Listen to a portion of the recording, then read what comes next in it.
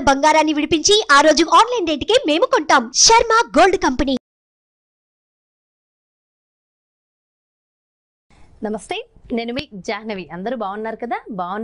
బాగుంటారని మనస్ఫూర్తిగా కోరుకుంటూ, మరి సూక్ష్మంలో మోక్షం ఈ ప్రత్యేక కార్యక్రమంలో మనకి డీటెయిల్డ్గా మనకున్నటువంటి ప్రతి సమస్యకి చక్కటి పరిహార మార్గాలు అందించడం కోసం మనతో ఉన్నారు ప్రముఖ జ్యోతిష్య వాస్తు పండితులు, జ్యోతిష్య వాస్తు శిక్షణ నిపుణులు, లలిత ఉపాసకులు బ్రహ్మశ్రీ నానాజీ పట్నాయక్ గురువు గారు. మాట్లాడేద్దాం. నమస్కారం గురువుగారు. శ్రీమాత్రే నమః. అయితే గురువుగారు, ఇప్పుడు ఏకాదశి వస్తుంది, జ్యేష్ఠ మాస కృష్ణపక్ష ఏకాదశి. దీన్ని యోగిని ఏకాదశి అని కూడా అంటున్నాం కదా.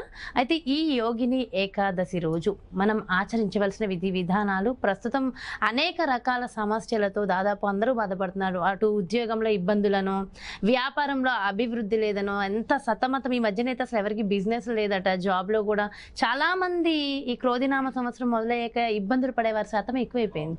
మరి వాళ్ళందరికీ ఈ ఏకాదశి రోజు ఏదైనా ప్రత్యేకమైన రెమెడీస్ ఏమైనా వివరించండి గురువుగారు. తప్పకుండా అమ్మా. ఫస్ట్ ఆఫ్ ఆల్, ఈ యోగిని ఏకాదశి ఏదైతే ఉందో, ఎప్పుడైనా ఏ ఏకాదశి అయినా, అమావాస్య అయినా, పౌర్ణమి అయినా కానీ అప్పుడుండే ప్లానటరీ పొజిషన్స్ వల్ల వాళ్ళకి ఆ రోజు చేసేటువంటి పూజాది కార్యక్రమాలు ఏవైతే ఉన్నాయో వాటి మూలంగా ఆ యొక్క లాభాలు కలుగుతాయి.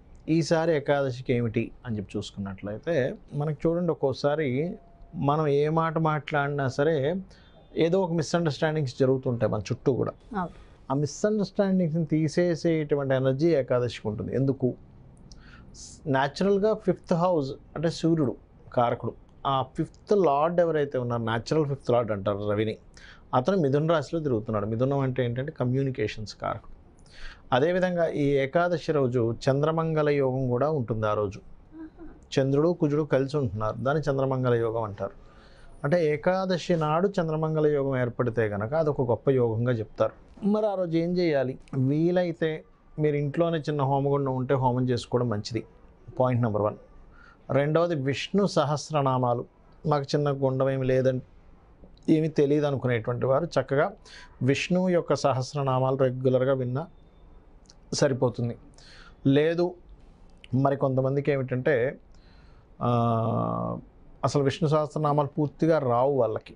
అటువంటి వారు ఓం మధుసూదనాయ నమః అనే మంత్రం బ్రహ్మాండంగా పనిచేస్తుంది ఏకాదశి రోజు చేసుకున్నట్లయితే.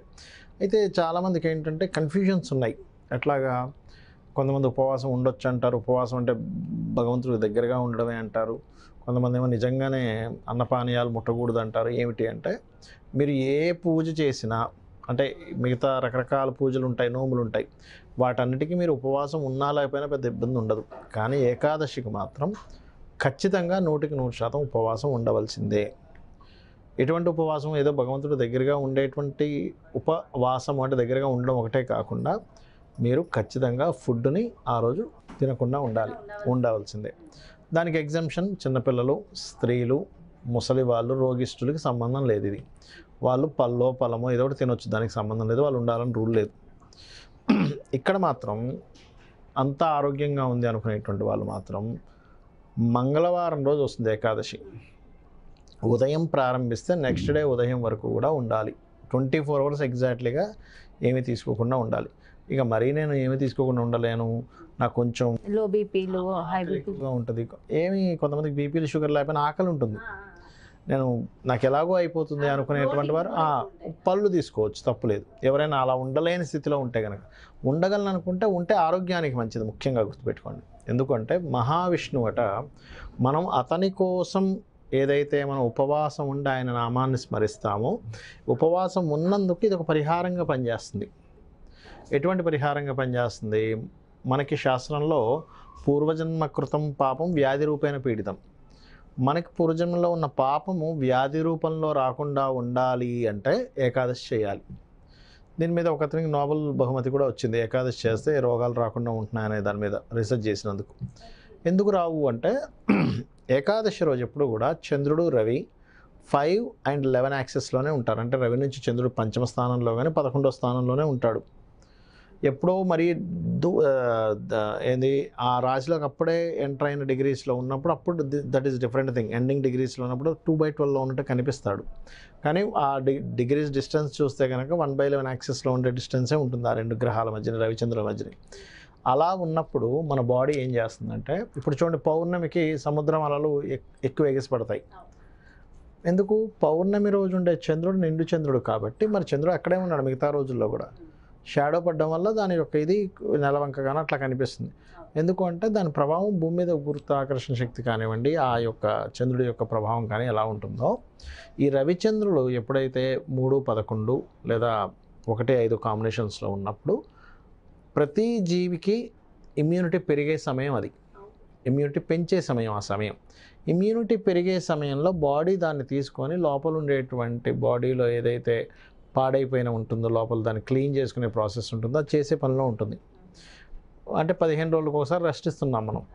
ఏకాదశి 15 రోజులకు ఒకసారి వస్తుందిగా, ఇస్తున్నాం.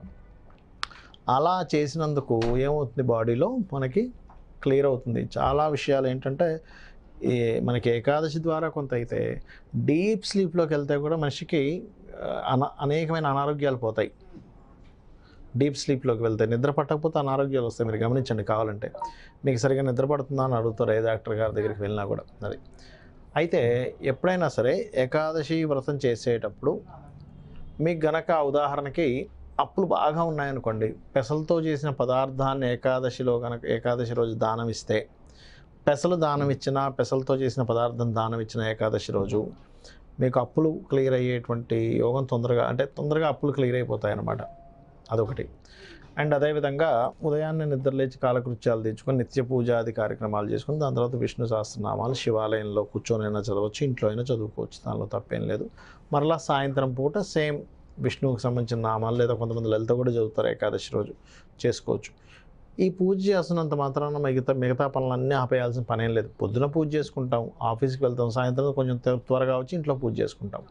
కాకపోతే ఈరోజు చేసే ప్రతి వాక్యము, మనం చేసే ఏదైనా సరే విష్ణువుకి సమర్పిస్తున్నాననే భావంతో చేయండి.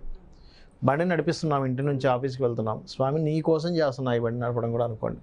ఒక నీరు తాగుతున్నాం, దాహం వేసింది, లేకపోతే ఒక అరటిపండు తిన్నాం ఆకలితో ఉండలేక, ఆయనకి సమర్పిస్తూ, లేదా ఆఫీస్లో ఒక వర్క్ చేస్తున్నాం కంప్యూటర్ మీద, ఆయనకి సమర్పిస్తూ చేస్తున్నట్టుగా చేశారనుకోండి, అది ప్రతిదీ ఆయనకి గనక ఏకాదశి నాడు సమర్పిస్తే మీకు ఉండేటువంటి పాప రాశి దగ్ధమవుతుంది. పాపం దగ్ధమైతే కానీ మనం చేసే ప్రయత్నం ఫలించదు. ఎప్పుడు గుర్తుపెట్టుకోండి.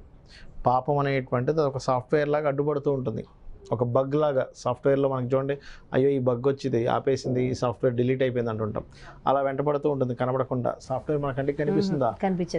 కనిపించదు, కానీ అది పనిచేస్తుందా లేదా? అలాగే ఈ సాఫ్ట్వేర్ కూడా కనబడదు. ఈ కర్మ అనే సాఫ్ట్వేర్, ఈ కర్మ అడ్డంపడుతూ ఉంటుంది. ఈ ఏకాదశికి ఎవరైతే ఇలా చేస్తుంటారో ఖచ్చితంగా వాళ్ళకి క్లియర్ అవుతుంది. సో ఖచ్చితంగా చేయాల్సిందే కొన్ని విధి విధానాలు. మిస్కమ్యూనికేషన్స్, అలాగే మధ్యవర్తిత్వంగా ఉండి ఇబ్బంది పడ్డామండి, అనవసరంగా నిందలు అనుభవిస్తున్నాము, అలాగే అధికారులతో ఆఫీస్లో బాస్ యొక్క ప్రభావం నా మీద ఎక్కువగా ఉంది అంటూ ఉంటారు కొంతమంది. అటువంటివన్నీ కూడా క్లియర్ అవుతాయి ఏకాదశి చేసినట్లయితే, చేయడం వల్ల. సో చాలా మందికి అనేక రకాలుగా ఉపయోగపడుతుంది. అండ్ ఇప్పుడు చాలా ఇబ్బందులు పడుతున్నారు కాబట్టి సో చాలా మంచి ఏకాదశి ఇది. అండ్ చంద్ర మంగళ యోగం అని కూడా అన్నారు కదా, చాలా అద్భుతంగా వివరించారు గురుగారు. ప్రతి విషయాన్ని చక్కగా ఎక్స్ప్లెయిన్ చేశారు. మరి అలాగే ఒక చిన్న మంత్రం ఆ రోజు చెప్పించుకునేది కూడా ఒక్కసారి ఒకటేనమ్మా, ఓం మధుసూదనాయ నమః, లేదా మొత్తం కేశవ నామాలు ఉంటాయి సరే, కేశవ నామాలు 24 నామాలు జపించుకున్నా మంచిదే.